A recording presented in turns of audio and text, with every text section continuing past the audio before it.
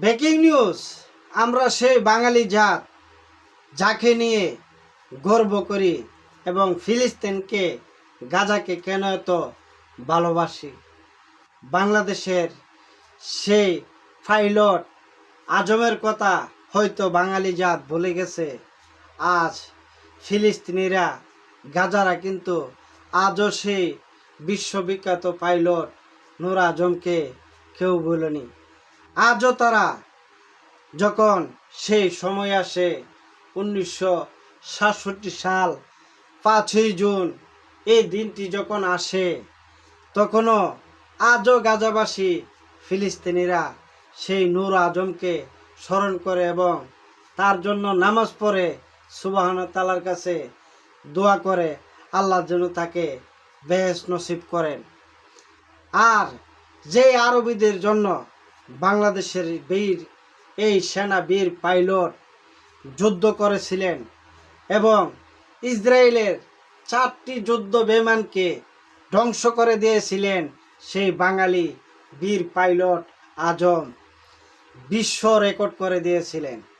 এবং আজও বিশ্বের কেউ সেই বাঙালি জাত, সেই বাঙালি পাইলট নূর আজমের রেকর্ড আজ বিশ্বের কেউ আজও ভাঙতে পারেনি। যেই জর্দানকে ইসরায়েল ধুলের সাথে মিশিয়ে দিতে চেয়েছিল, জর্দানের নিশানা পৃথিবীর বুকেই থাকলো না। আর সেই জর্দানের হয়ে বাঙালি সেই বীর সেনা আজম ইসরায়েলের সাথে মোকাবেলা করে এবং সেই শত্রুদের সাথে মোকাবেলা করে জর্দানকে স্বাধীনতা ঘোষণা দিল সেই বাঙালি বীর পাইলট বীর সেনা সেই আজম। আজ কেন তার ইতিহাস ভুলে গেল সেই বাঙালি জাত? দুঃখ।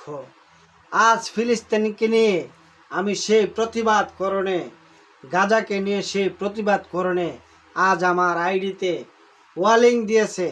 আমাকে যারা ভালোবাসেন এবং নূর আজমকে যারা ভালোবাসেন, প্লিজ ভিডিওটা একটু ডুয়েট করবেন, তাহলে আমার ওয়ালিংটা চলে যাবে এবং নূর আজমের কথা স্মরণ করেন।